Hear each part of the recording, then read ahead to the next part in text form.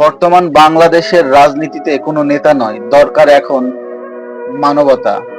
বর্তমানে বাংলাদেশের রাজনীতি যেন একটি আবেগের খেলায় পরিণত হয়ে গেছে। একদিকে একদল বলছে নিজেদের উন্নয়নের কথা, অগ্রগতির কথা ইত্যাদি। অন্যদিকে আরেক দল বলছে বাংলাদেশ স্বাধীনতা হারাচ্ছে, মানুষ কথা বলতে পারছে না। আর এদের মাঝে পড়ে গেছে সাধারণ জনগণ। আজ সাধারণ জনগণ তাদের কাছে অবহেলিত। রাজপথের আন্দোলন হয়, মিছিল হয়, গুলি চলে, আবার রক্তও ঝরে। কিন্তু সেই রক্ত কি কেবল দলের জন্যই, নাকি সেই যুবকের যে দিনমজুরের ছেলে? রাজনীতি মানেই নিজেদের স্বপ্ন বিসর্জন দেওয়া? এক সময় মানুষ রাজনীতিকে দেখতো সমাজ গঠনের হাতিয়ার হিসাবে, এখন দেখে ভয় আর বিভাজনের অস্ত্র হিসাবে।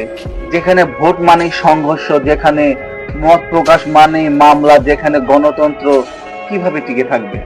কেউ বলে দেশ এগোচ্ছে, কেউ বলে গণতন্ত্র হারিয়ে যাচ্ছে। কিন্তু সত্য কথা হলো এই যে সাধারণ মানুষের মৌলিক চাওয়া পাওয়া আজও অধরাই রয়ে গেছে। নেতা বদল হয়, কিন্তু গরিবের কপাল বদলায় না। ঘরহারা মানুষ এখনো ভিজে চৌকিতে ঘুমায়। ডাক্তার, শিক্ষক, সাংবাদিক সবাই কারো চোখে কোনো দলের লোক। আমরাই ভুলেই যাচ্ছি দেশ মানে শুধু দল নয়, দেশ মানে একজন কৃষকের স্বপ্ন, একজন শ্রমিকের ঘাম, একজন মায়ের শান্তি। আমাদের দরকার একটা বা আর একটা রাজনীতি যেখানে মানুষ আগে, দল পরে।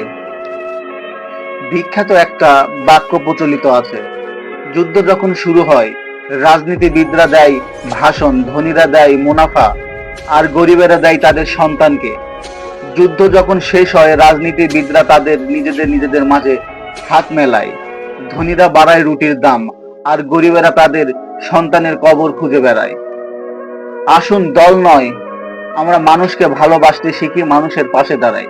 ধন্যবাদ।